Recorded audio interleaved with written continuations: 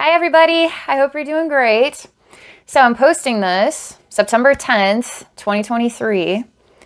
I've attempted to make the September message multiple times, and I've concluded that I must not have it all put together yet. I feel like I can't find the right language. There's a lot going on beneath the surface. I drew this picture. Voila, my picture that I drew. This is just one message about September.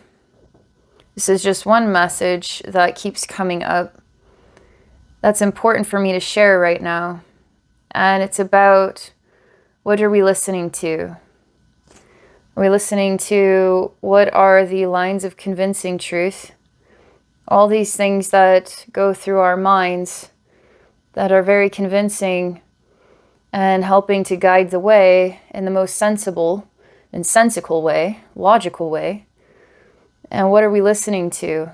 Sometimes the sensible, logical way is the avoidance of the truth that we don't want to admit. So September is really pulling us out of this place here, see? This place it's like a dirty window, and all we look at is what's conveniently right in front of our face. And we might actually define this as clean and pristine and the way forward. But we wash this off and then we admit the truth, right? This is what's deep down inside. Sometimes the truth is many things that just apply for the moment. And then some things that apply for the long term, like a fork in the road scenario. So when there's a fork in the road, you have to decide if you're going to do what you usually do. That's been the convenient path. It makes a lot of sense, though. Telling you this oftentimes makes a lot of sense. This is the inconvenient path. Oftentimes, the honest path is the one path that we avoid because there's a lot of complexities involved in it. But it's the only path to living your truth, right? So there's another thing, some language that came to me today. And the language was like this. And I heard myself repeat it in my head multiple times. And I said, I'm going to remember this and I'm going to tell you all this. And now it's kind of vague. I should have written it down, right? But it was something like this. I'm in the place that I want to be. The most divine place that I am in is this place, this moment. And I couldn't be happier than the moment that I'm in right now. And the reason that I say this is because I found that at the end of August, early September, there was a lot of this, I was noticing this going on here. And this has been shifting into something kind of deeply emotional, like really felt in the heart. It's just like this deeply emotional state. And when things get deeply emotional, I feel safe to feel the pain of those deep emotions. It's not necessarily like these emotions are the answer or the path or the reason why anything. They just are the emotions that exist right now, and I'm safe to be in these emotions. I came here to be human. I came here to feel. If I choose to be above what we call negative emotions, I'm not actually being my whole self. I'm neglecting myself, my whole experience. Because I'm not above my emotions, even when they're painful. And sometimes if we're optimistic, optimism helps us continue on the pathway forward, and it's not being pessimistic or it's not being negative when we have some emotional moments that we really don't know why we have to go through this right now. But it seems like there's this internal circulation that's happening here, almost like washing the dirty laundry of our inner universe. And we feel that. We feel that process. That means there's a lot of light coming inside. Well, it always was inside, but it's almost like it's getting brighter in there. And when it gets brighter in there, it's like the light that shines into the cave and all the bats are flying out screaming. So we just feel all this movement going on. And what does it all mean and where is it taking us, you know?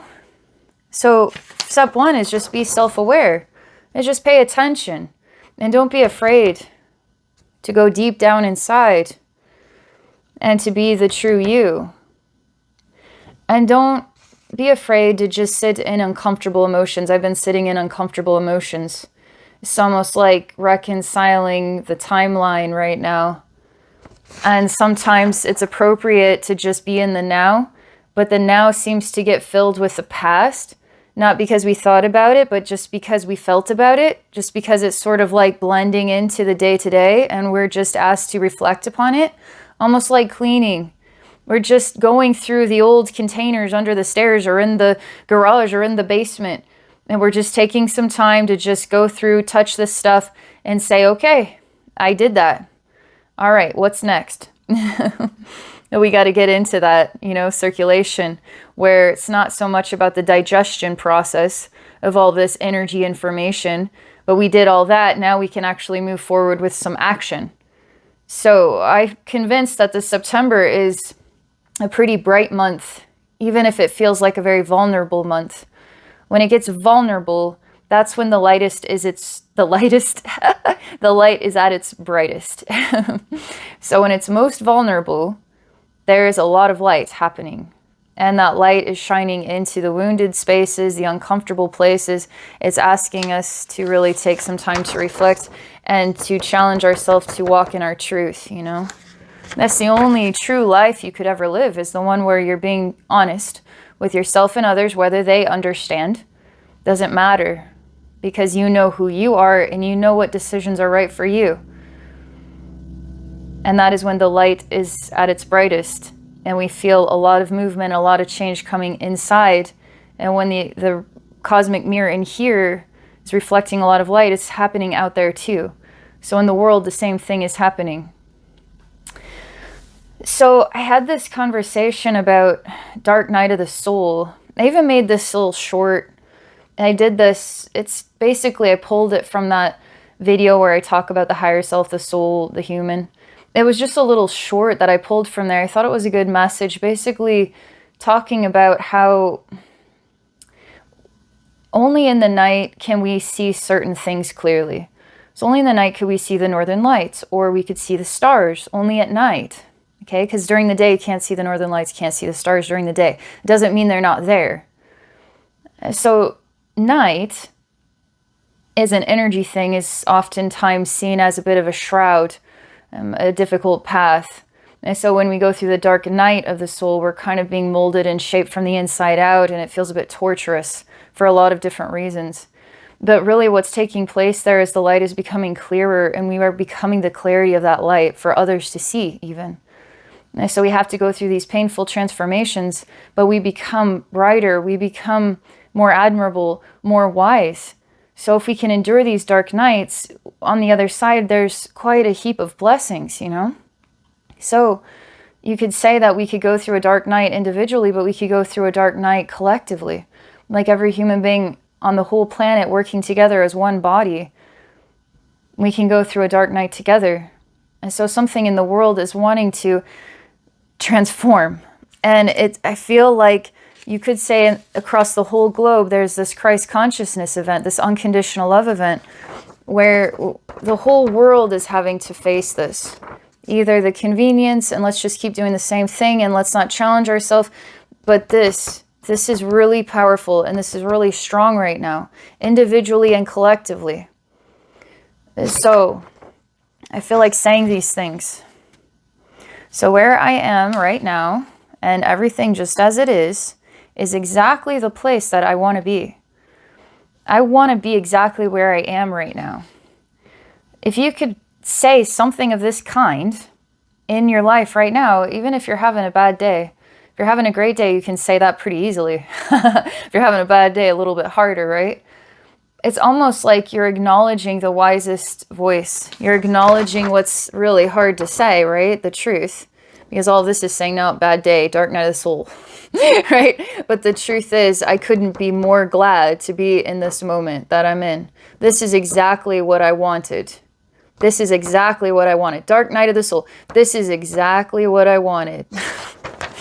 I'm telling you, if you have the courage to say that, it does something in here. It does something.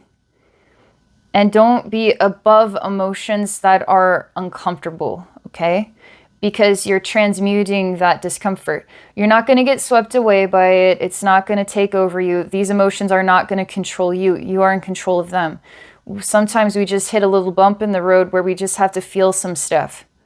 So I'm going through this myself. I'm feeling stuff right now, really intense inside. I'm crying a lot more. I think it's getting in the way of me being able to make this video, but I'm going to make this video because that's what I want. And I'm going to talk about this stuff because there might be someone out there that relates. Somebody out there that might need to hear someone talk like I talk about this stuff. Might be exactly what they needed. I think it helps to just know that someone else gets you, you know? And so I'm paying attention, and this is what I'm noticing. This is what I'm becoming aware of. There's also another thing. The word container. This word has been on repeat for like 10 days now. The word container has been on repeat. It keeps coming up in sessions. There's something about, okay, we can't really conceive of the container we put ourselves in. We can't really conceive of it, okay? But through time and through experiences, and as we get older, we look back and say, man, I was holding myself back, or man, I was really struggling with self-consciousness, or struggling with depression, or struggling with, and it's like that container. It's not like you choose to be depressed. It's almost like something that develops, right? And then you become in the container of depression, or you become in the container of what becomes this sort of consistent state of identity. And it's a challenging one, you know? Maybe you're shy. You've been in this container, and maybe it's not really your natural way. Maybe life taught you to just keep your mouth shut. But now life is asking you to overcome the container that was convenient. And now it's time to start speaking. We don't know how the fork in the road right now is going to be guiding us to break out of these containers. And we're going to be breaking out of these containers because everything that is in our human world is directly connected to something interdimensionally. So I do experience that people living normal lives are also somehow simultaneously in purgatory, reconciling some old event, you know, lost in the fog, trying to find the clarity that they can't access because they're in freaking purgatory. And then you start to say, I'm exactly where I want to be. And now the clarity starts to come, and you're no longer in purgatory because you defined it, even if you're in a difficult place. We're dealing with a lot of illusions right now, so you have to sometimes tell yourself the truth, even if you can't really acknowledge it feels that way. But you do know what the truth is. You do know the truth. So start saying that. I know the truth. I'm clear-minded. I feel perfectly safe in my experience. I feel perfectly safe to make the decisions that are right for me.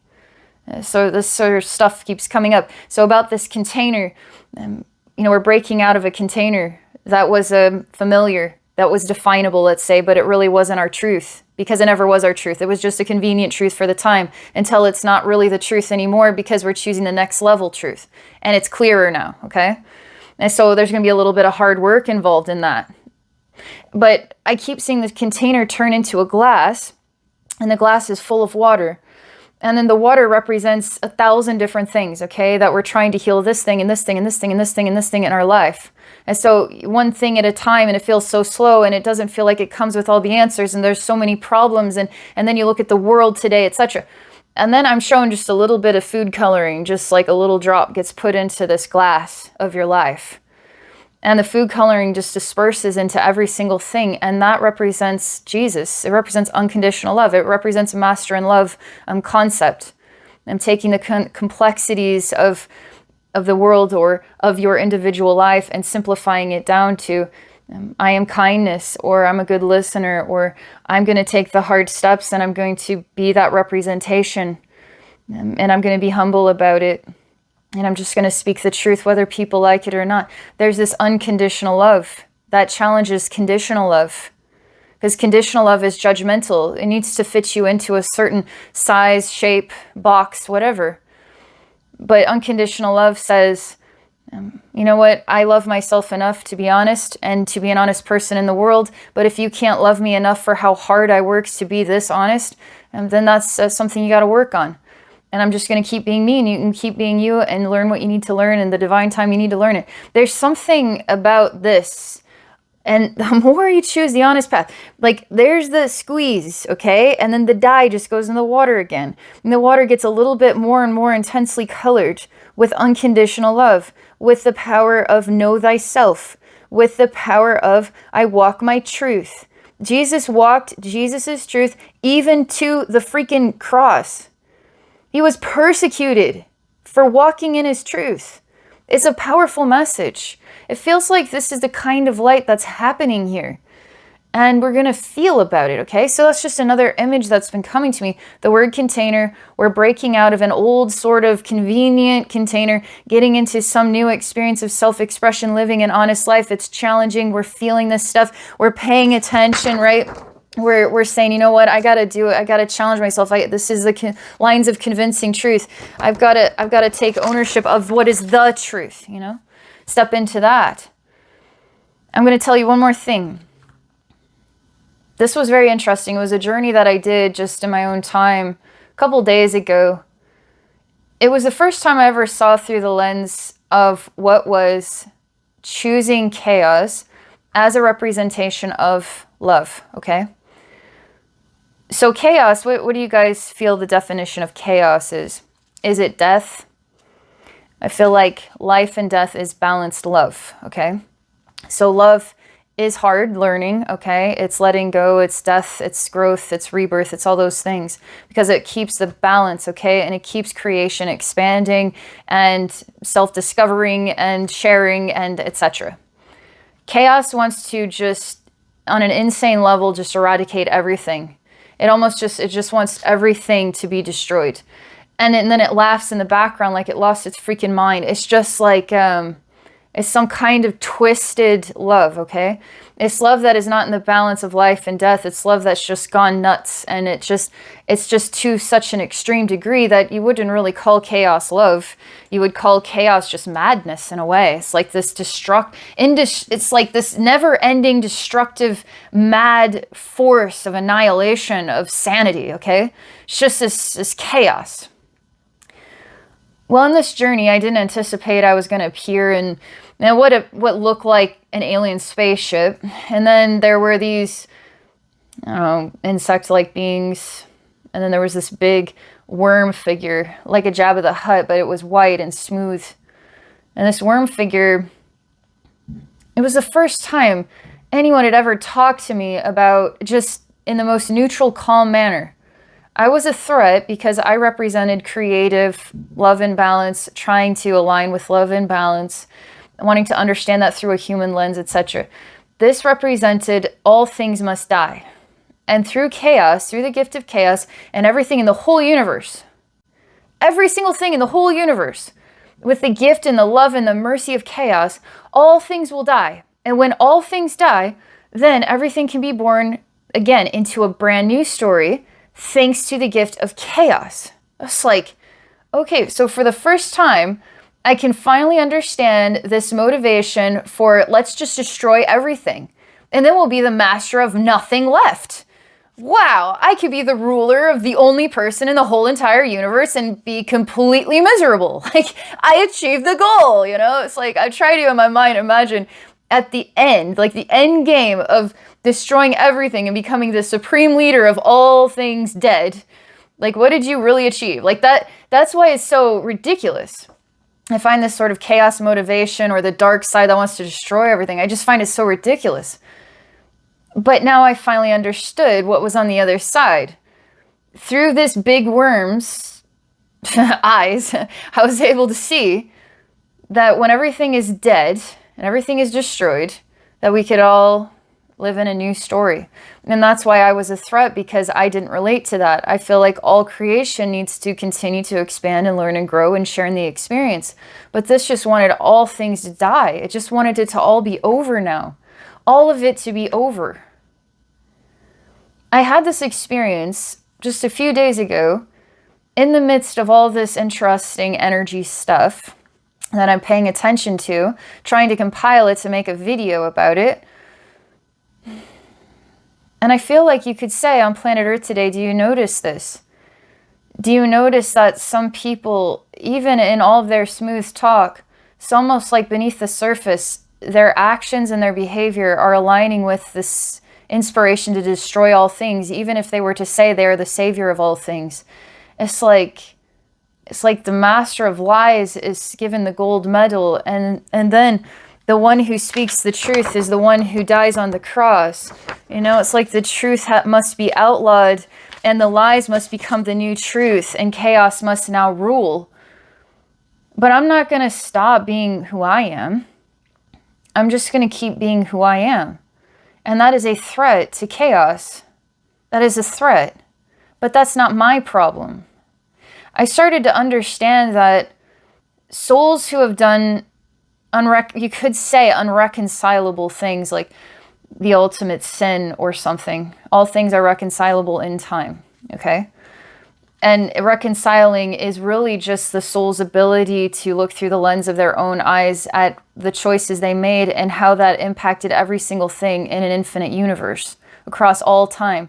A single human life. Live, die, go to the other side, see how every single decision you ever made impacted everybody. And you're a part of everybody. So it impacted yourself. Jesus says, love your neighbor, like love others as you would want to be loved kind of thing. It's the golden rule, And the reason why that is because when you live a life, you die and you go to heaven, you go to the other side. Heaven is quite a humongous expanse of discovery, okay? And it's every dimension you would ever want to explore. And you can become many parts of yourself, okay? So that's like a whole nother conversation. But you will have to take a look at what your choices were and how that affected everybody. And can you be okay with yourself? And some souls that have made decisions aren't okay with themselves. And so they withdraw from their own light and they withdraw again and they withdraw again. And then they start to go through these cycles of being kind of chaotic, okay? Attracted to being chaos and just destroy everything because they can't forgive themselves for what they've done. They just can't. They just spiral out of control and then they just keep staying out of control. Part of my role just as an energy healer is just everybody can do this.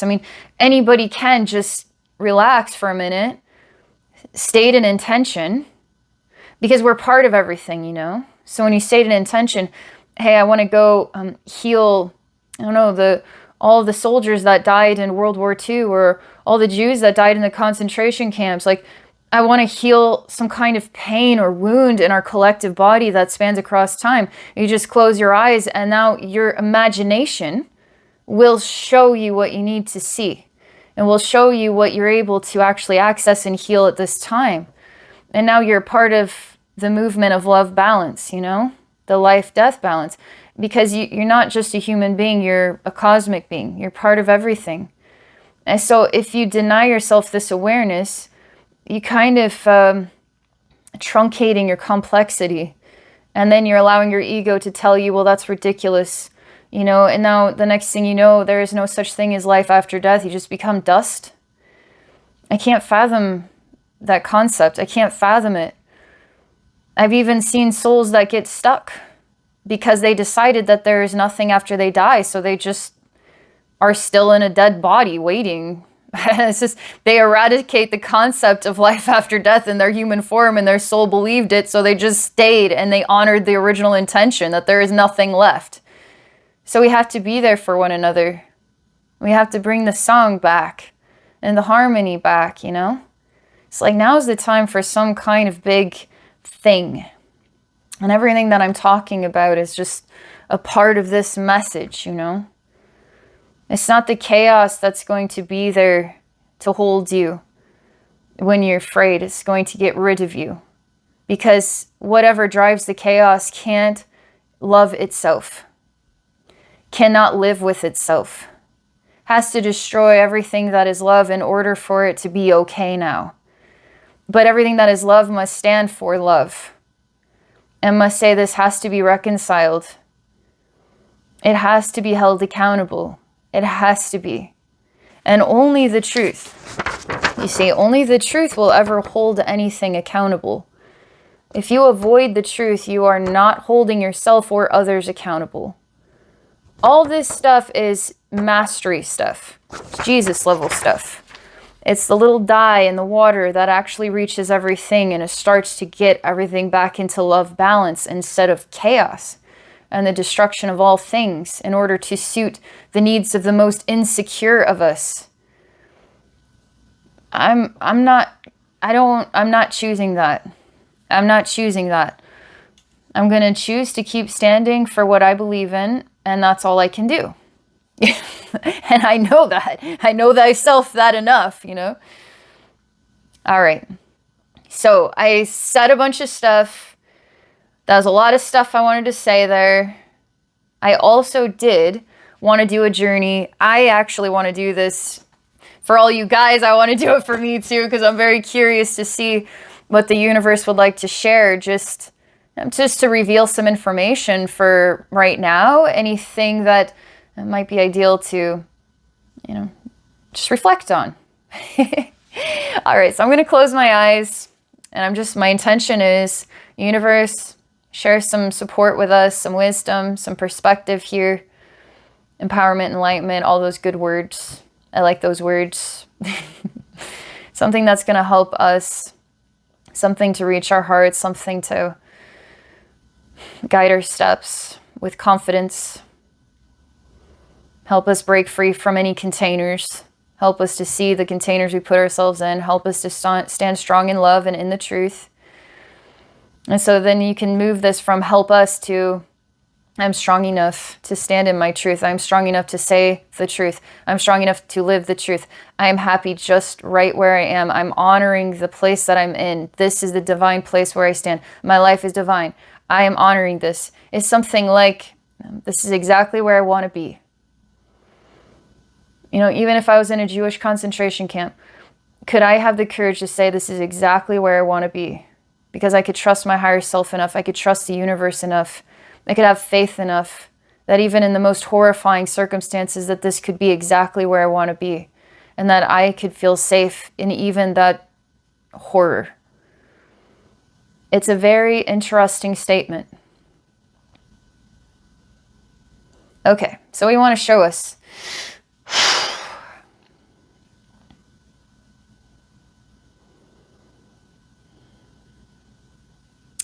Well, the first scene is a white sheet of paper. It also represents a wall. The wall is paper thin. There's a Wolverine character, and he obviously has his Wolverine knives, and he just slashes through the paper thin wall. It's quite strange because I'm noticing that this is more like a poster.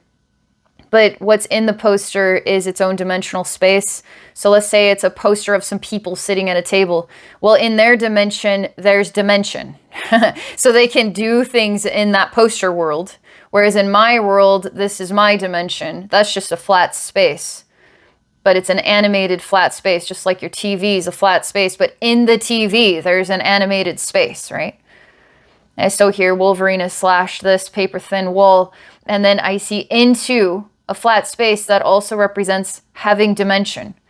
And there's people, I don't know, I guess it's just a nice wooden table, dressed nicely. There's black candles. They're skinny, tall, and there's two of them in like crystal holders. And they're wearing a black and red, specifically. They're sitting down for a fancy meal.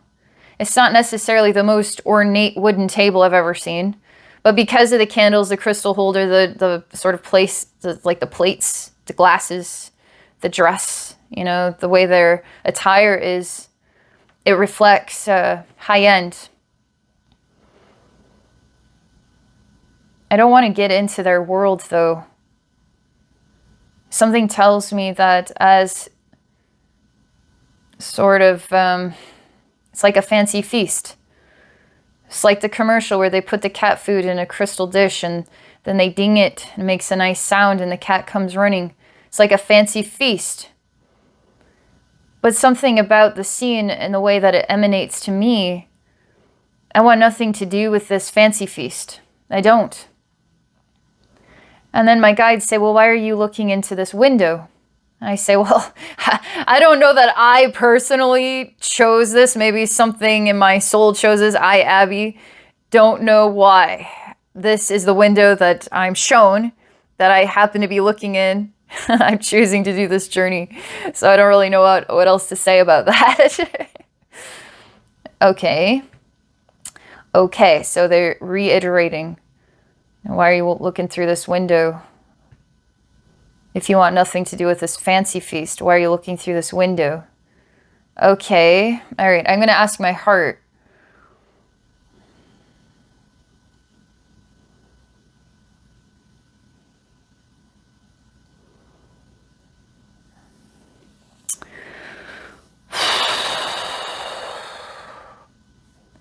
All right.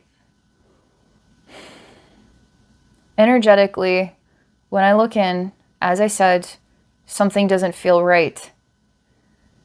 What I wasn't aware of, or even prepared to be aware of, my guides asked, then I became aware of. My heart wants to be in this fancy feast. Apparently, my mind or some other part of me that actually has depth was able to assess that this was not a healthy energetic balance. Didn't suit me. So why did something in my heart say, yes, this does suit me? So I have an inconceivable conflict. Inconceivable conflict. How was I to conceive of this conflict? How was I to know that some part of me did want the fancy feast? How was I to know that? All right, so I'm going to honor the truth. This is like I wasn't aware of this truth. Now I'm aware of this truth.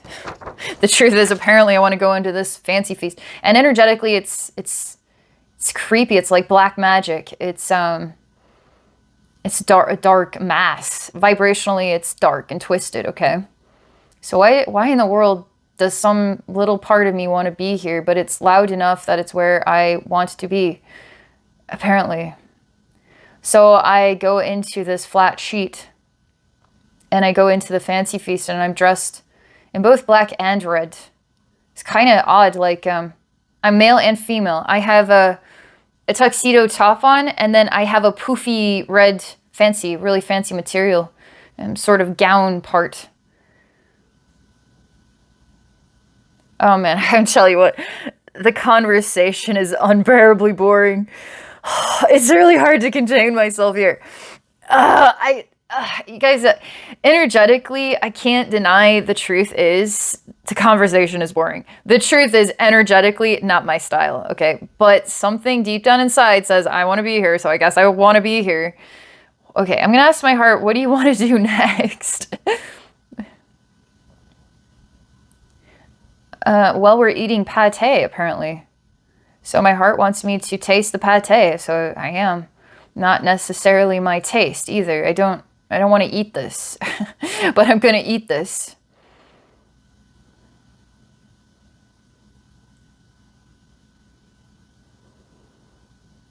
All right, I'm actually say, okay, heart, if we're going to do this, we're going to do this together. If this is really what you want, then I'm going to be with you on this, and we're going to just totally embrace this experience as though this is exactly where we want to be. This is exactly the right place for us. This is starting to reveal to me another complexity about being human, is who is who and the what am I? Because as a person who makes my decision as one person, I am in control of my path. Like I choose my path. I choose the emotions. I choose my behavior. I choose my next steps. I take full ownership of what I said or what I'm going to say. I choose to take the time to reflect. I choose these things because I care, okay? I care how I present myself to the world. I care about that. I care to achieve a certain presentation. It's just something that I care about. And if everybody were to care about this, we would be meeting the best representations of each other. And people that took the time to really get to know themselves throughout their whole life, get to know information, get to know what their thought process were, their emotions, what it meant on some deep philosophical level. You know what I mean? So I have this, but I also find that I can actually talk to myself and myself can talk back to me. So which me am I? Because I feel like I'm just one me, but I also know that I'm many me's and many parts of myself. I'm convinced I'm not just this individual human. I'm a collective of concepts. I'm a collective of processes. I'm a collective of many, okay? So all that collective has to move through for me to make a leadership decision of the totality of all that I am, you know, as just a human being, okay? So I'm working with myself in order to say, okay, we're going to take full ownership. If this is what some deeper part of me wants, then I'm going to be on board with that. Okay, taking full ownership with this part of myself so that we together are working through this together. Okay, let's do this. And this was just me working with me this whole time. And so where was it located? Is something deep down inside. Had its own voice. I felt it. I experienced it. I said, okay, let's work through this together. Okay. So when I take full ownership, I define these people as my family. I define this food as I'm grateful to have this meal. And I even choose to say, you know, pate is not my thing, but I'm grateful to at least get to eat this today. I'm grateful for this outfit. I'm grateful to be here. Like I'm starting to say things like I'm grateful for, and choosing to allow myself to feel the connection. Man, this is getting so weird. There's a really intense shadow that starts to appear, and appears sort of there in the distance, and is sort of coming through this wall. It starts to kind of, it's like falls upon us, okay? This shadow does. And so I'm listening to the deep part of myself to hear what the deep part of myself is doing, saying, thinking, feeling.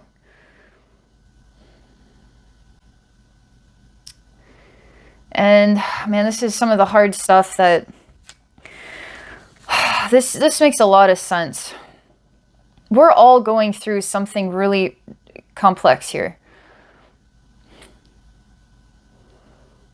Okay, so I have these conversations with my higher self. I have these conversations with God about the doorways that as human beings, we're not going to conceivably know every single thing. Even if we carry the knowing of every single thing inside of us, we have to still move that through the best that we can with that evolutionary level that we're at as human beings. So this is the best we can work with. That's perfectly fine. And we are navigating our life as this wise compass. Even if our brain or our actions, you could put on a spectrum of super smart to not smart at all.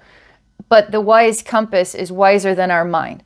And the wise compass will always put us in the right place at the right time. That's why this is exactly where I want to be is so important.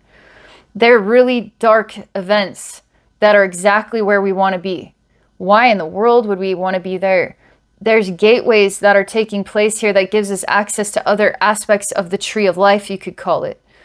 And so I can't reach that branch unless I go through this painful event. Once I go through the doorway of this painful event, I'll be able to diversify and get into other vibrational spaces.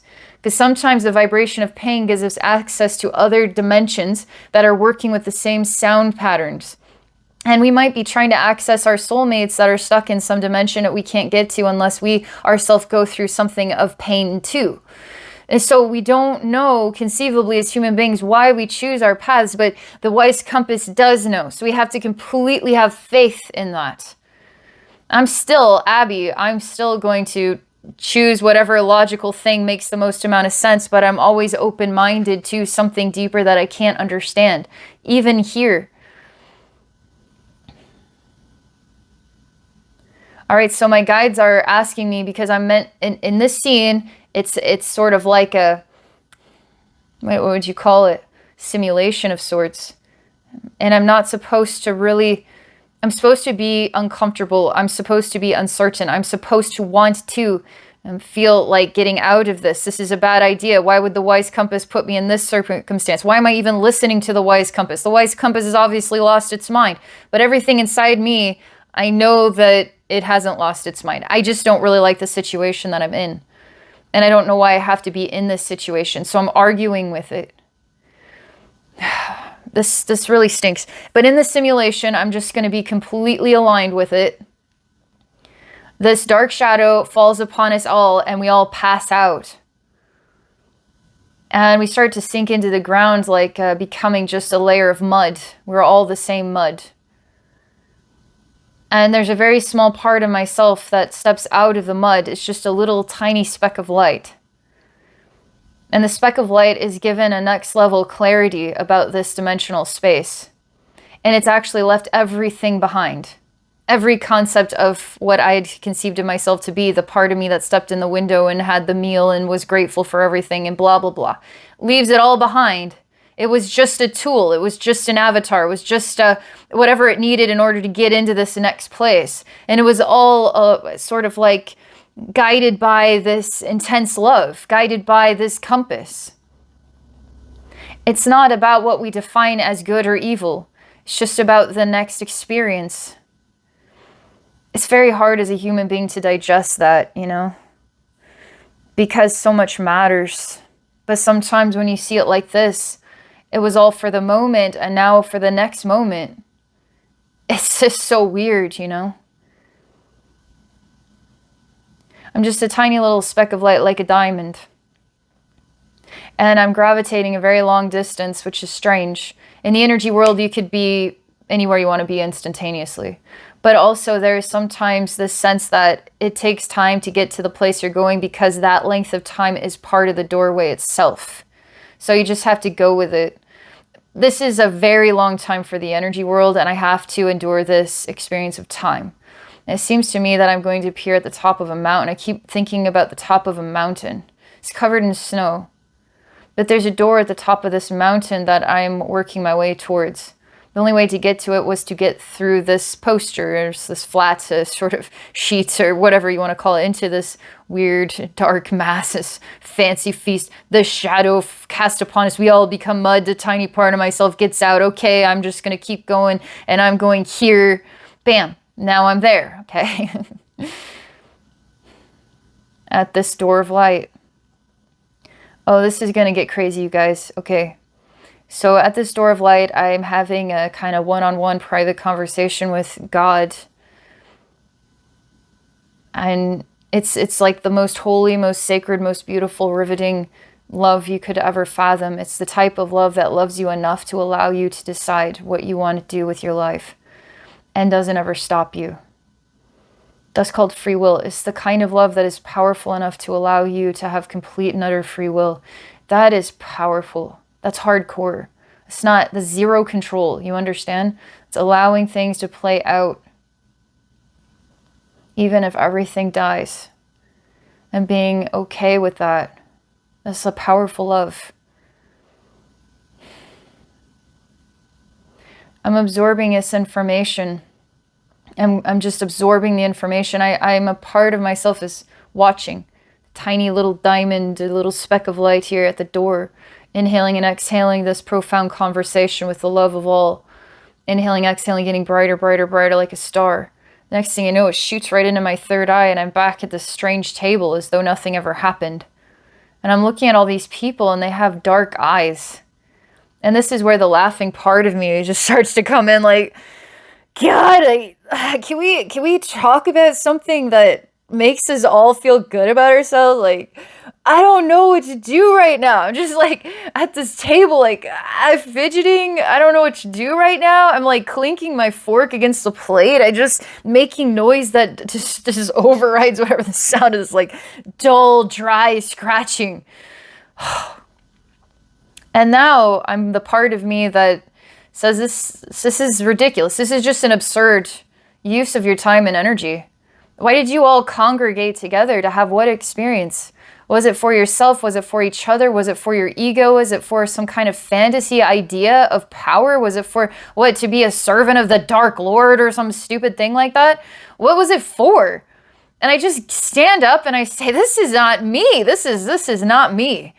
And I even like just totally undressed. I'm just like jumping out of here. I don't care if I'm naked. I'm just like, this is not for me.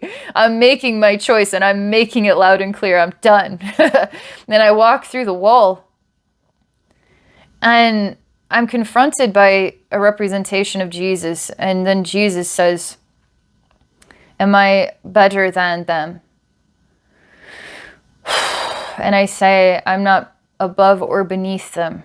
I'm just not choosing what they're choosing. I'm not choosing what they're choosing.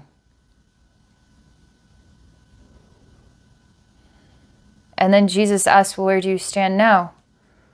And I say, I stand with God that I'm in awe of. I'm in awe of the concept of free will. Like, can you even wrap your head around this idea? Can you even conceive of what this means? Complete free will.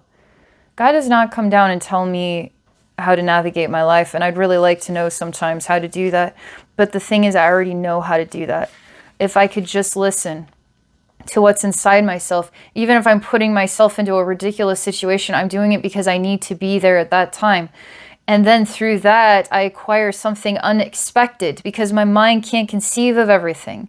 And only then do I understand it. I come full circle and now I go on to the next thing.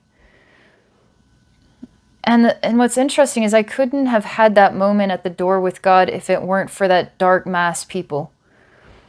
And in that way, I am grateful for them.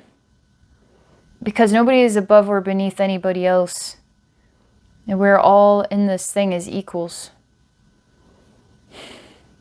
And Jesus asked me, even if we can't do this, are we still somehow doing this? Let me ask my heart. And even if we can't,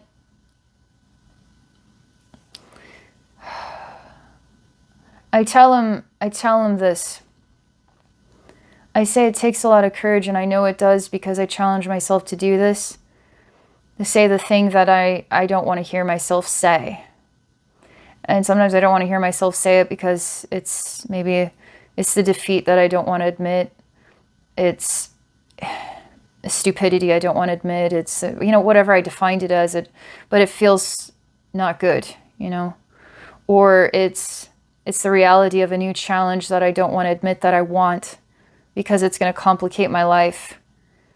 So I challenge myself to admit the honest truth. It takes a lot of courage to do this, but I'm proud of myself every single time that I can. And I feel like I navigate my life in a way perhaps that gives me permission to consider myself maybe the mastery of some kind of balance, because I desire that. I desire to understand that. I desire to understand Jesus's path. I desire to understand God's path. I desire to understand what this kind of love is. And so I work on that in my life. And so the question is, if I weren't capable of doing that, if all I could ever do was live here, I can only answer that it is yes. That even if I can't choose to honor the truth, am I still living the truth? The answer is yes. And in a way, then do we need to even work with this sheet? Do we need to even, it's just simply a path you can choose, but you don't have to choose it. Because it only exists if it needs to exist for you. Because all things then are truly guided, whether we could conceivably guide ourselves logically. We could say, well, it was all my logical, smart decisions that helped me wind up in this perfect place that I'm in. I'm just this master, this genius of life. Was it really that got you there? Or was it some kind of magnetic pull from the divine universe? And it just happened that way this time. Some other life, you use the same logic and you wind up a suffering, starving, neglected, dying bum in the street. And you never understood why all of your intelligent decisions never worked out for you. Because that also can be a path, even if you did all of the things right. So it's not necessarily the outcome of becoming successful or failing that determined a good life or an honorable life. It perhaps was just experiencing it, just experiencing it. And maybe that's the whole concept of unconditional love and free will. I have the free will to make this message. I have the free will to say it however I want. I have the free will to post it or not post it. You have the free will to say, I like that idea, or that's not for me. Or to say by the end of this that I'm just going to trust that I'm in the right place, the right time. This is exactly where I want to be. And I'm just going to let things happen. And I'm not going to doubt. I'm just going to have a little faith. It's your free will choice to even listen to the first 2 minutes and never even get to this part of the message, or to listen to the whole thing and bam, you found your way to the very end. Your free will choice, like every single thing is. And it's going so far as to ask the question, could we love every single person in this world for their free will choice? Even if the free will choice was torturing children, the free will choice was destroying economies, or the free will choice was ... destroying your life completely, destroying you to the core of your soul? Could you have the free will choice to choose unconditional love? This life has many pathways. I asked Jesus this question about the chaos worm and the eradicating of all things as a free will choice. Then could I love and respect that worm? Makes me freaking sad. Naturally, the answer would have to be yes. But that comes back to I'm still human and I'm still the free will choice that chooses to say I'm not aligning with your chaos decision. I'm aligning with my love balance decision. Even though that's your free will choice and I can still unconditionally love you, I can still be the person that chooses their own path and chooses not to join your bandwagon. Just because I can unconditionally love that worm doesn't mean I have to be that worm. You know what I mean? And so we can love people, but we can still choose to respect ourselves enough or know thyself enough to choose what our path is and to take ownership of that. And now, again, we're coming back to the sheet. That I know who I am and I'm not you, worm. I'm me. And this is who me is. So, I think we've come full circle. I'm posting this. I'm going to do it. I hope you found this information useful and interesting. Thank you for being a part of the experience with me. I wish you an amazing day.